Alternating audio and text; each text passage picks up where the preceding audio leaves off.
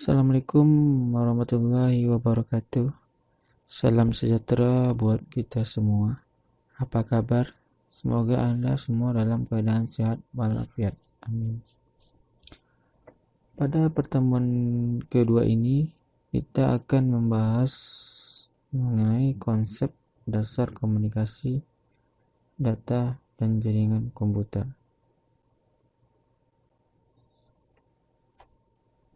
Yang mana berisi tentang bagaimana sebab peralatan itu dapat berkomunikasi dengan baik, dan kemudian apa saja perangkat-perangkat yang dibutuhkan agar supaya dua buah entitas dapat berkomunikasi, dan bagaimana proses komunikasi antara perangkat tersebut. Nah, itu akan kita bahas pada materi ini. Jadi, yang pertama kita bahas dari pengertian komunikasi data. Jadi, komunikasi data itu adalah sebuah proses perpindahan informasi antara dua atau lebih entitas. Jadi, sebuah pertukaran informasi dari dua data, dari dua atau lebih perangkat. Nah, itulah yang namanya komunikasi. Kemudian, apa yang mereka komunikasikan dalam konteks ini? Nah, yang mereka komunikasikan dalam konteks ini adalah data. Data ya. Kemudian kita lihat pengertian data. Jadi data adalah fakta yang ada di lapangan yang belum memiliki arti dan belum diolah.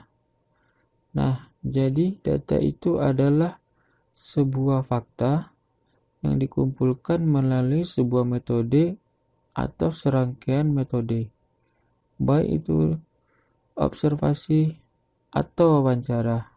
Nah, data-data itulah yang akan diolah menjadi sebuah informasi. Informasi itulah nanti yang saling dikomunikasikan pada perangkat ini. Jadi, data adalah bahan mentah.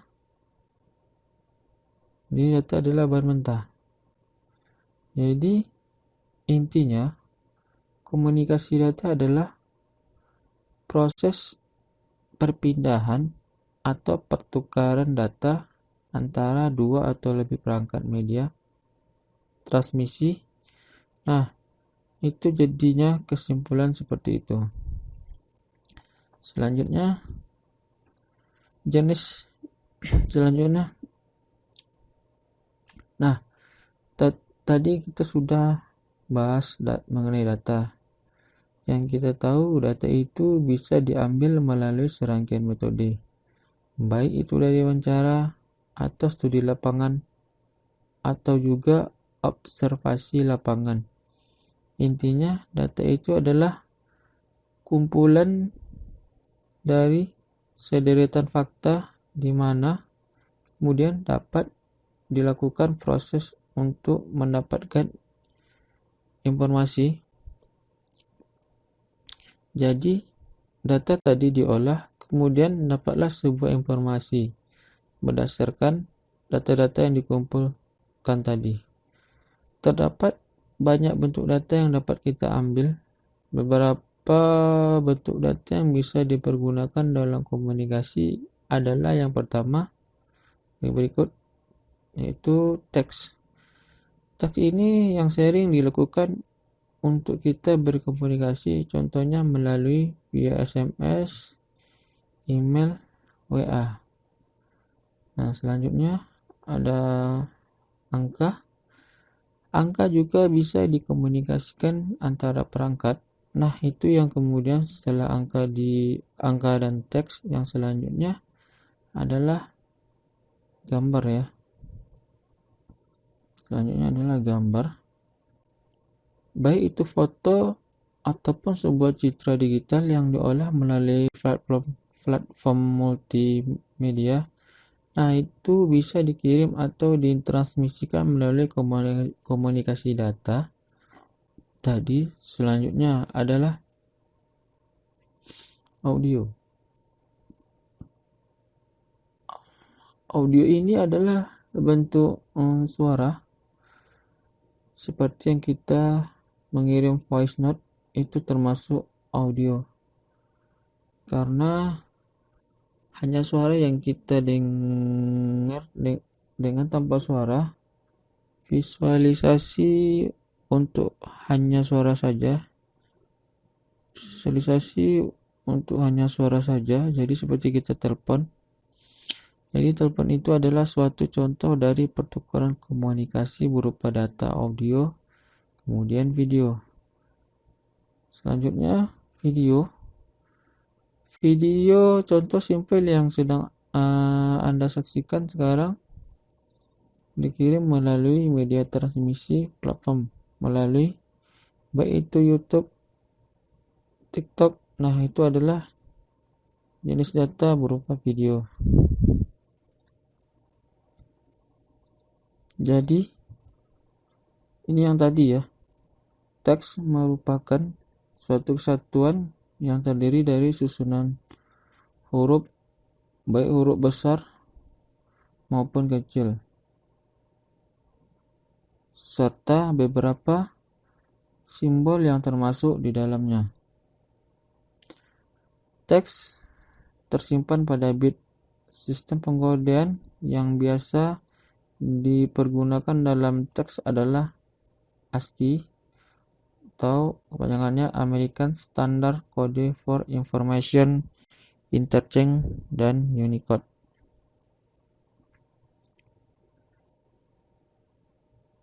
Nah, jadi dalam dunia komputer tidak mengenal apa itu huruf, apa itu angka. Dia tidak mengenal huruf, dia hanya mengenal bilangan biner atau bit, yaitu 1 dan 0. Kemudian yang akan disusun menjadi teks. Kemudian akan disusun menjadi teks. Selanjutnya adalah angka. Angka terdiri dari kombinasi bit 0 sampai 9. Angka tersimpan pada bit sistem pengodean.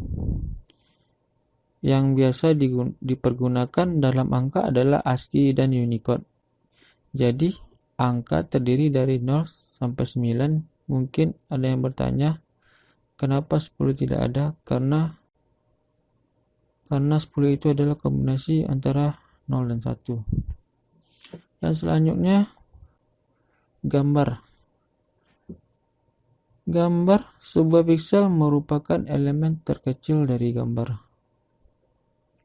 Secara sederhana dapat dijelaskan bahwa terdiri dari matriks elemen penggambar atau piksel.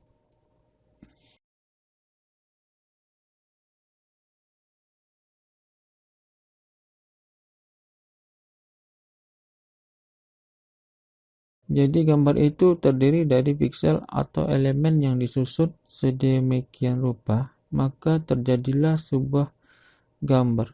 Kemudian bagaimana gambar ini bisa ditransmisikan sehingga kita bisa berkomunikasi melalui gambar. Jadi piksel ini biasa dinyatakan dalam bentuk satuan bit. Nah, selanjutnya audio. Audio data juga dapat berbentuk suara yang dapat disimpan dan disebarkan.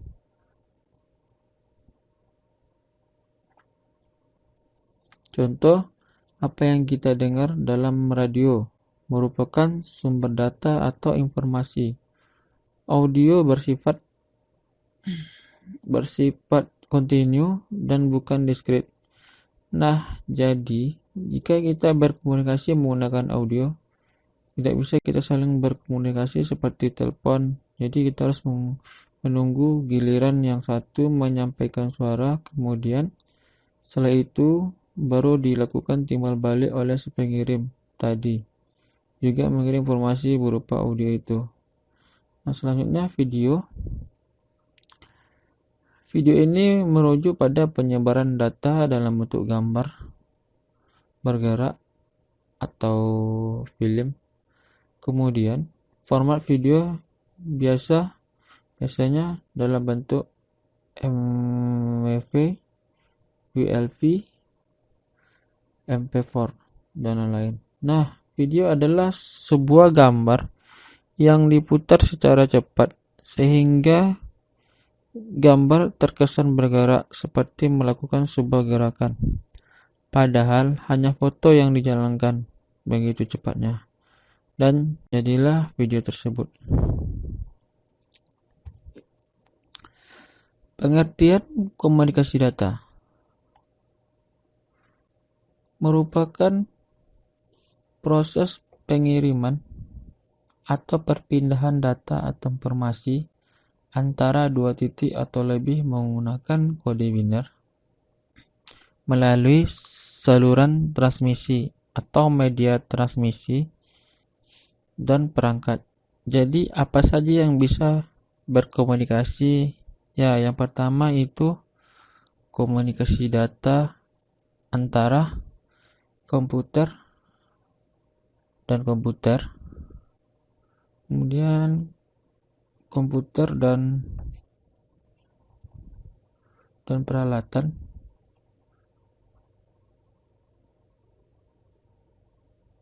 Atau lebih kemudian komputer dan peralatan, misalnya komputer dan printer gitu kan, dan komputer dan switch atau komputer dengan server. Kemudian peralatan dengan peralatan, kemudian peralatan dengan peralatan, misal switch dengan switch atau hop gitu ya, yang bisa saling komunikasi. Kemudian awalnya komunikasi hanya satu pemancar atau pengirim dan satu penerima atau point to point. Dan sekarang berkembang menjadi point to multipoint. Nah, ini pada dasarnya pada saat perkembangan teknologi secanggih sekarang ya, awalnya komunikasi itu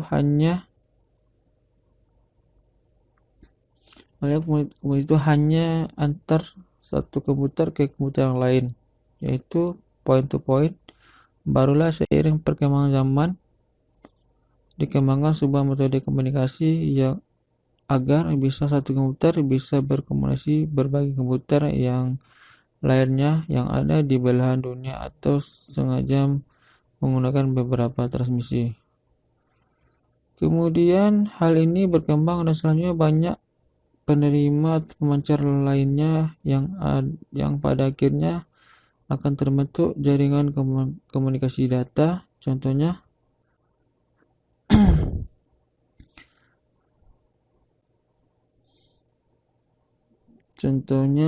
klien dan server, klien dan klien, sinyal GSM atau CDMA, yaitu sinyal telepon ya, sinyal radio atau televisi. 5 komponen dalam komunikasi data yang dibentuk dalam satu diagram. Ada MISEC, data, sender pengirim, receiver penerima, medium media transmisi, protokol aturan. Data yang akan dikirim ke komputer tujuan. Nah, sender ini adalah komputer. Sender ini adalah komputer pengirim. Jadi data itu dikirim kepada receiver, artinya penerima melalui media transmisi, dan kemudian ada protokol aturan-aturan yang mungkin sebuah data itu dikirim. Sekarang kita bahas apa sih protokol di dalam sebuah perangkat yang akan saling komunikasi dan apa protokol yang diperlukan. Nah, itu kita bahas nanti. Nah, ini ada diagram komunikasi data. Nah, jadi sama juga seperti yang tadi. Sumber ini adalah sender atau pengirim. Jadi kita anggap aja sumber ini komputer untuk mengirim berupa mengirim data. Data tadi dikirim berupa, kita ambil contoh datanya berupa teks ketujuan.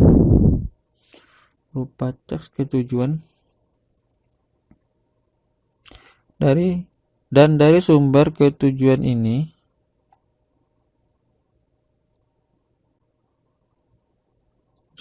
melalui serangkaian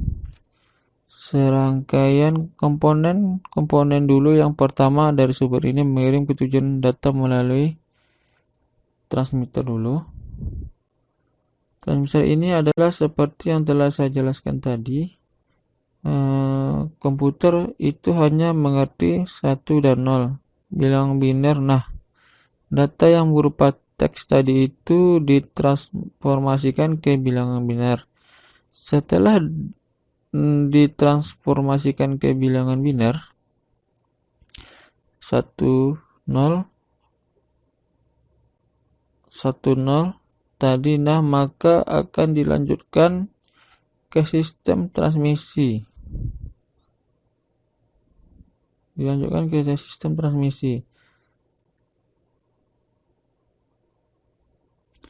Sistem transmisi ini mungkin ada beberapa ISP ya, contohnya Speedy gitu kan. Kemudian sistem transmisi mengirim kembali ke receiver. Receiver ini penerima ya. Nah, di sini receiver data yang sudah dikirim, data yang sudah diubah ke transmitter. Dari teks ke biner, kemudian diubah lagi dari biner ke teks agar bisa dibaca oleh tujuan. Misal, contoh dari sumber mengirim pesan, misal aku lihat kamu gitu kan. Dari sumber melalui transmitter pesan yang media transmisi atau bisa dikirim ke receiver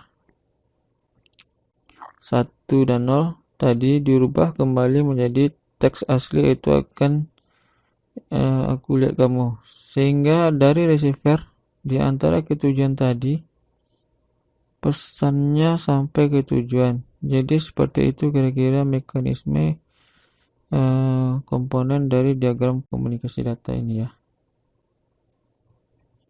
Oke. Nah, ini konsep dasar komunikasi data tadi. Yang pertama, resource atau sumber.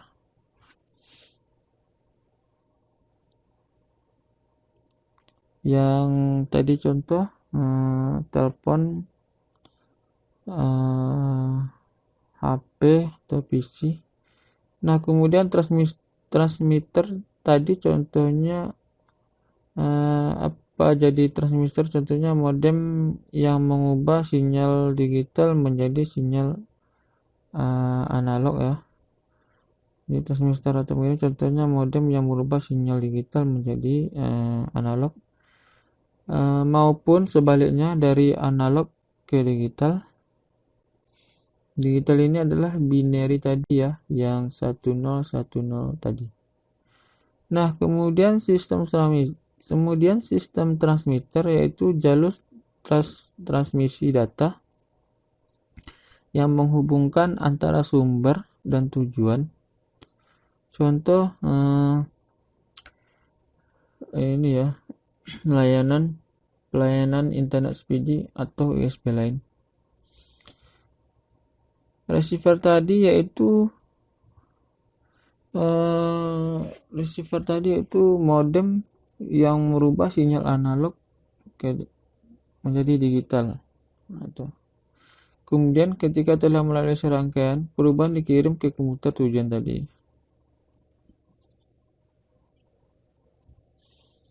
Nah, ini contoh implementasi diagram komunikasi data. Jadi kalau tadi komputer ke komputer, kalau sekarang workstation ke server ya. Workstation ini perangkat komputer yang bisa 1, bisa 2, yang bisa satu, bisa dua. Kalau di gambar ini hanya satu saja komputernya, sebenarnya bisa lebih ya. Kemudian mereka antara perangkat yang saling terhubung ini dihubungkan oleh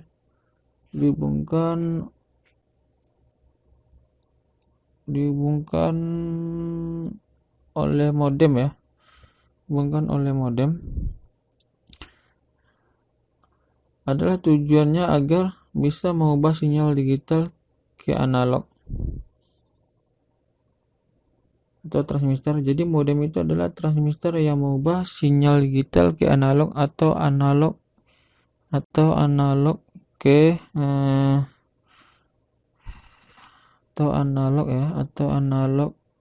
digital. Kemudian jaringan telepon umum ISP tadi, Internet Service Provider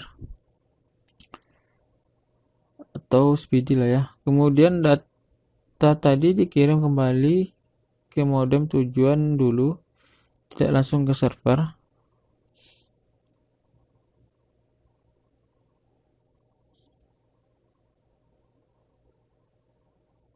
Tapi ke modem tujuan dulu, tidak langsung server, tapi ke modem tujuan gini ya. Kemudian data tadi dikirim kembali ke modem tujuan dulu, tidak langsung ke server, tapi ke modem tujuan dulu, tak langsung ke server, tapi ke modem tujuan. Fungsinya untuk apa dikirim ke modem lagi? Agar data yang diubah tadi dari teks ke biner diubah lagi jadi biner ke teks agar bisa dimengerti oleh server ya. Jadi fungsinya itu untuk apa dikirim ke modem lagi? Agar data yang diubah, data dari teks ke binary diubah lagi jadi biner ke teks agar bisa dimengerti oleh server ya. Ini seperti itu teknisnya. Kemudian bentuk-bentuk komunikasi data. Yang pertama, infrastruktur terestrial. Aksesnya dengan menggunakan media kabel dan nirkabel. Untuk membangun infrastruktur terestrial ini membutuhkan biaya yang tinggi, kapasitas bandwidth yang terbatas. Biaya yang tinggi dikarenakan dengan menggunakan kabel tidak dipengaruhi oleh faktor cuaca, jadi sinyal yang digunakan cukup kuat.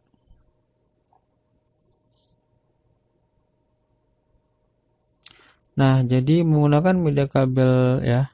Jadi menggunakan media kabel ya dan nirkabel wireless, yaitu membangun infrastruktur jaring ini membutuhkan biaya yang tinggi karena kapasitas bandwidthnya terbatas dan tidak bisa full akses. Jadi akses kuota atau bandwidthnya itu dibatasi, kemudian biayanya tinggi dikarenakan menggunakan kabel. Jadi biayanya tinggi ya, biaya pemasangan instalasi kabel dan sebagainya itu lah yang mempengaruhi infrastruktur terestrial ini sangat besar ya. Kemudian melalui satelit, aksesnya menggunakan satelit. Wilayah yang dijangkau akses satelit lebih luas sehingga mampu menjangkau sebuah lokasi yang tidak bisa dijangkau. Nah, itulah kelebihannya oleh infrastruktur terestrial, namun untuk membutuhkan waktu yang lama berlangsung prosesnya komunikasi. Karena adanya gangguan radiasi gelombang matahari yang terjadi paling parahnya setiap setiap 11 tahun sekali.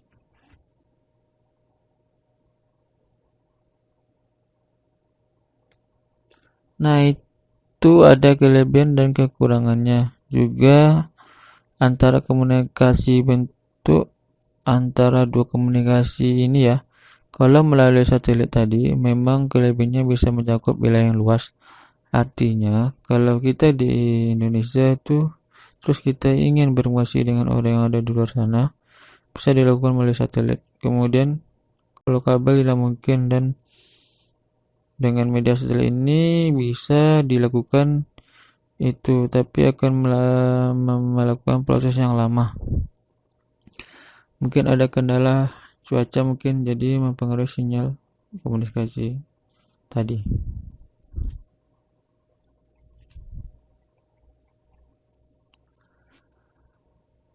Offline communication system merupakan sebuah sistem pengiriman data melalui fasilitas telekomunikasi dari satu lokasi menuju pusat pengolahan data.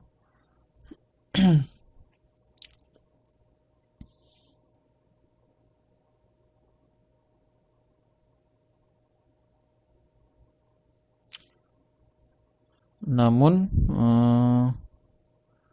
data yang dikirim tidak langsung diproses ke CPU. Ada beberapa peralatan yang dibutuhkan dalam komunikasi offline, di antaranya terminal input atau output yang dipakai untuk mengirim dan menerima data jarak jauh yang menggunakan fasilitas telekomunikasi. Banyak macam jenis terminal ini, misalnya paper tape, disk drive, dan lain. Kemudian jalur komunikasi, sebuah fasilitas telekomunikasi yang sering dipakai. Contohnya telepon dan telegram dan lain.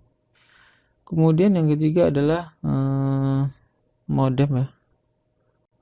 Merupakan suatu alat yang mengubah data dari sistem kode digital ke analog atau sebaliknya ya. Dalam hal ini yang tadi offline dan sekarang online communication system. Pada sistem ini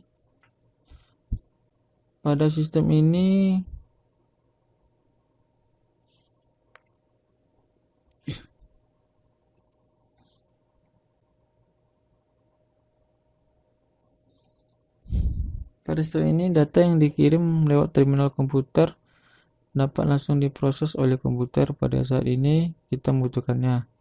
Sistem komunikasi online ini antara lain berupa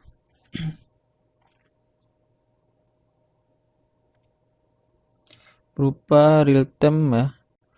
Real-time system, suatu sistem pengolahan data yang membutuhkan tingkat transaksi dengan kecepatan yang sangat tinggi. Real-time ini adalah suatu informasi yang selalu update. Ya, jadi real-time ini adalah suatu informasi yang selalu update. Kemudian batch processing, suatu teknik pengolahan data dengan cara menumpuk data tersebut lebih dahulu,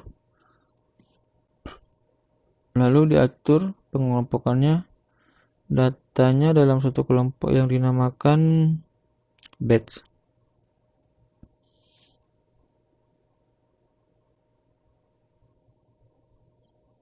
Selanjutnya tim sharing system, teknik pemakaian atau penggunaan online system oleh beberapa user. Jadi suatu data dikumpulkan dahulu tetapi belum didistribusikan, tapi dikumpulkan saja nanti ketika ada perangkat yang merequest baru dia didistribusikan. Jadi sistemnya seperti itu. Tim sharing system, teknik pemakaian penggunaan online oleh sistem oleh beberapa user. Jadi perangkat ini adalah perangkat yang digunakan secara bersama-sama, bisa digunakan oleh beberapa user, contohnya modem hotspot portable ya, yang bisa digunakan oleh berbagai user. Selanjutnya distributed data processing system, itu suatu sistem komputer interaktif yang terpancar secara geografis dan dihubungkan lewat jalur telekomunikasi. Kemudian langsung kita ke manfaat komunikasi data. Jadi manfaat komunikasi data itu apa? Yang pertama, saling berbagi data.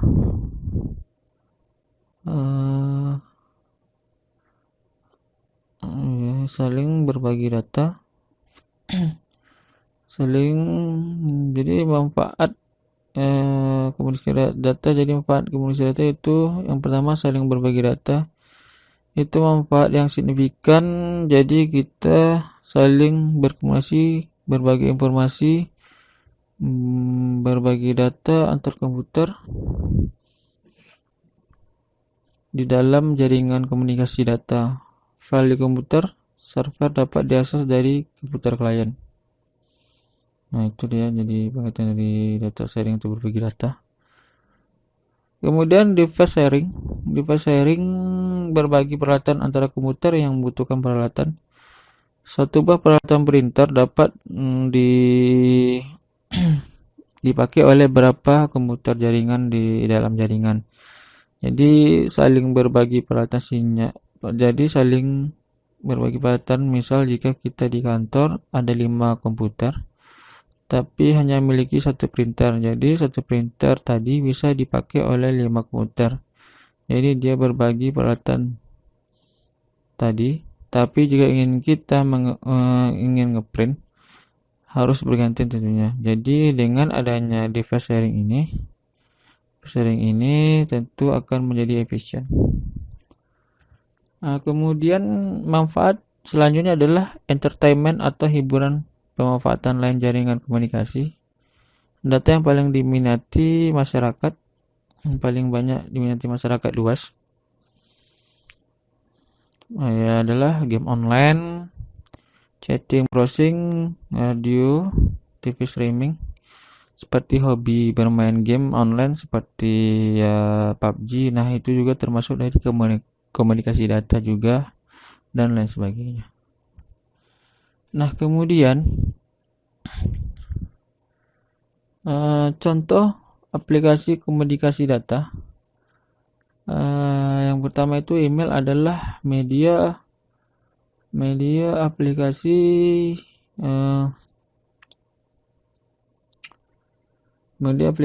yang digunakan untuk bertukar informasi. Kemudian GPS tracking, ATM atau CDM.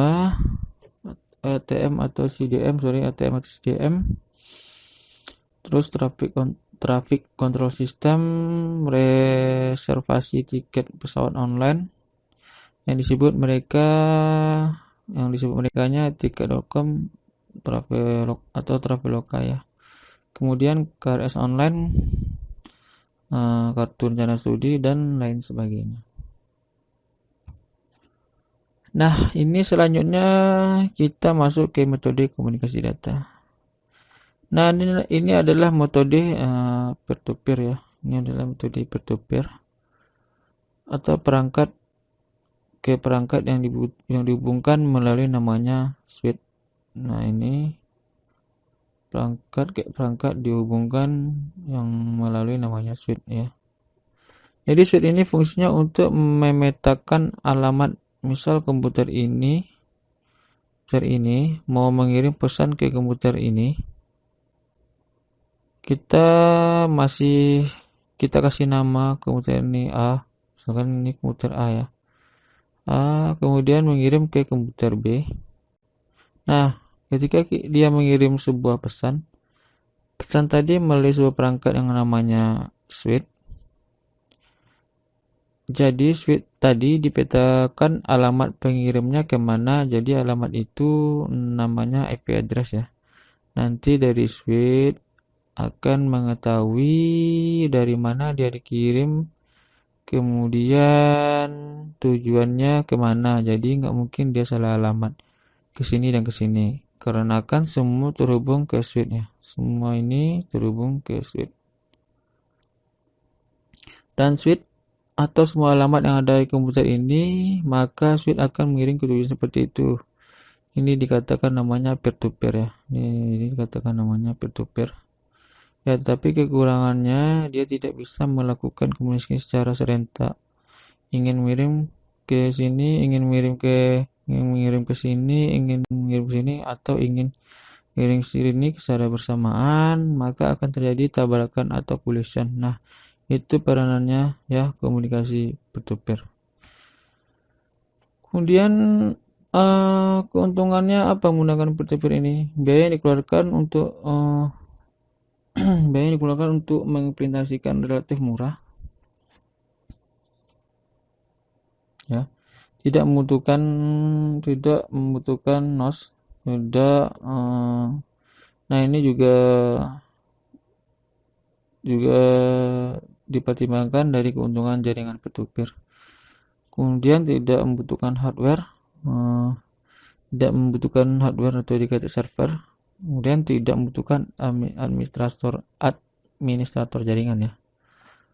Jadi dia tidak perlu seseorang untuk mengatur jalannya komunikasi antar perangkat, ya, karena dia telah diatur oleh suite tadi ini, ya. Nah, gitu. Kemudian kelemahan apa dari metode peer-to-peer ini? Yang pertama, sulit untuk mengatur jaringan yang ukurnya sudah besar. Jadi kalau jaringan besar, misalnya kalau di gambar tadi kan ada ini, ya, Pak komputer, ya. Bagaimana kalau 10 atau 20 komputer? Nah, itu akan sulit sekali bagi metode peer-to-peer ini. Kemudian keamanan jaringan yang kurang terjamin, contohnya tadi karena dia hanya menggunakan satu switch. Contoh bisa saja ketika komputer A berkomunikasi dengan komputer B, kemudian komputer B ini dengan teknik tertentu mungkin menggunakan tools WIRSAC, itu bisa memantau apa saja dikomunikasikan antara A dan B, ya. Ini jadi dia bisa memantau karena tingkat keamanan dari penggunaan peer-to-peer ini sangat kurang. Kemudian setiap user harus terlatih untuk melakukan pengaturan administrasi. Jadi user harus berlatih jadi user harus terlatih untuk menyeting bagaimana supaya komputer ini harus bisa terhubung ke komputer yang ingin dituju melalui pengelambatan tadi atau IP address yang ini. Kemudian semua sumber daya yang di-sharing dapat mempengaruhi kinerja jaringan, ya. Jadi semakin banyak komputer yang berkomunikasi, maka kinerja jaringannya akan lemah. Jadi seperti itu. Nah, kemudian ini selanjutnya adalah point to multi point client server. Nah, kalau tadi menggunakan switch di tengah-tengah, sekarang menggunakan server. Jadi sebelumnya menggunakan switch, nah sekarang di tengah-tengahnya menggunakan server. Server ini datanya lebih mudah untuk dipetakan dan juga bisa saling berkomunikasi secara bersamaan, beda dengan menggunakan peer-to-peer tadi, ya. Selanjutnya,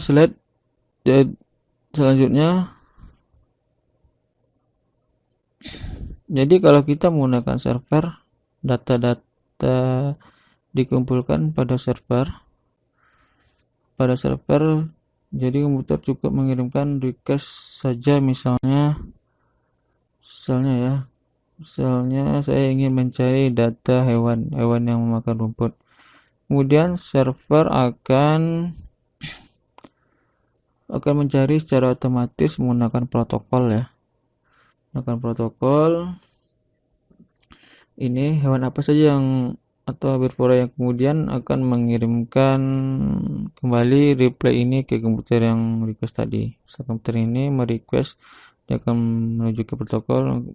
Setelah dapat, dia akan kembali lagi ke komputer yang request. Jadi seperti itu kinerja dari interaksi klien dan server, ya. Nah, ini kalau kita memiliki server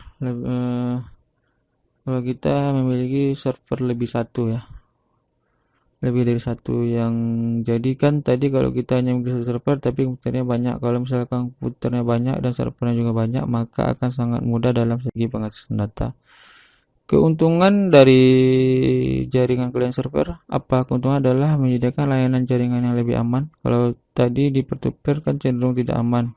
Ya, kalau di client server aman, lebih mudah untuk diatur dalam kondisi jaringan yang besar. Kemudian semua dapat di backup satu lokasi ya.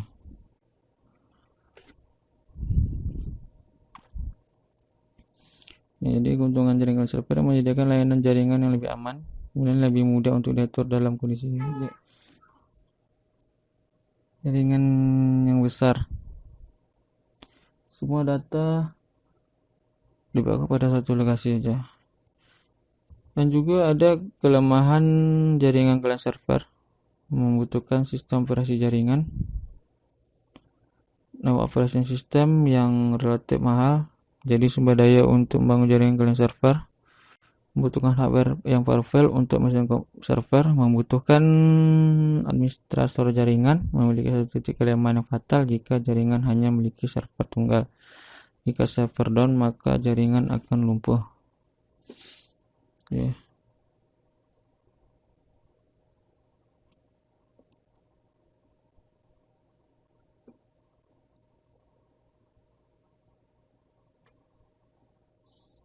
Maka jadi perlunya kita hanya menggunakan satu server, dan server yang satunya tadi itu dan satu lagi maintenance, jadi rangkaian komunikasi akan lumpuh. Beda halnya dengan kita menggunakan server yang banyak. Jika satu saja, maka akan dialihkan server yang lain ya.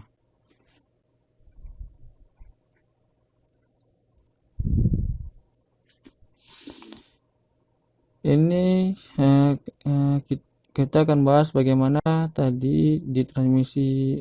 Ini kita akan bahas bagaimana data tadi ditransmisikan ya. Ada 3 cara. Pertama, simplex ya. Simplex satu arah, half duplex 2 arah tapi tidak full. Kemudian full duplex 2 arah, full komunikasi 2 arah ya, yang full. Nah, itu maksudnya gimana? Yang pertama kita bahas yang simplex dulu ya. Simplex adalah saluran komunikasi yang paling sederhana dan murah. Komunikasi terjadi hanya satu arah. Ya, komunikasi dari satu arah antara A menuju B dan tidak ada orang ketiga, hanya A dan B. Hanya A dan B. Nah, bisanya B dan tidak bisa dari B ke A. Contoh komunikasi antara pemancar siaran TV ke pesawat TV. Komunikasi antara pemancar siaran radio ke pesawat radio. Jadi dari pesawat radio ditransmisikan ke radio. Jadi satu arah, nggak mungkin dari radio kita membalas siaran juga gitu kan. Nah, simplexnya ini adalah contoh simplexnya. Ini ada tower ya. Tower ini merupakan media transmisi yang mentransmisikan data ke satu arah, yaitu televisi. Yang kemudian ada metode komunikasi yang ada, yaitu half duplex. Ya, yang kemudian ada metode komunikasi yang kedua yaitu half duplex. Ini yaitu saluran transmisi data yang lebih baik daripada simplex, dan komunikasi bisa 2 arah tetapi tidak dalam satu waktu ya. Saat kita teleponan, misalkan kita saling ngobrol,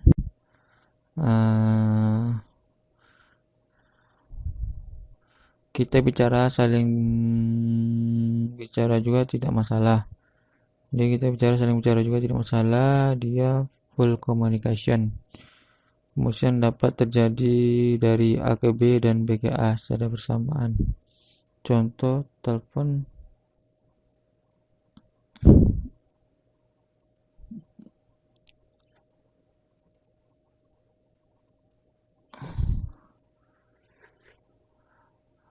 yang kemudian ada metode komunikasi kedua, itu half duplex, yaitu saluran transmisi data yang lebih baik daripada simplex, dan komunikasi biasanya 2 arah tetapi tidak dalam satu waktu.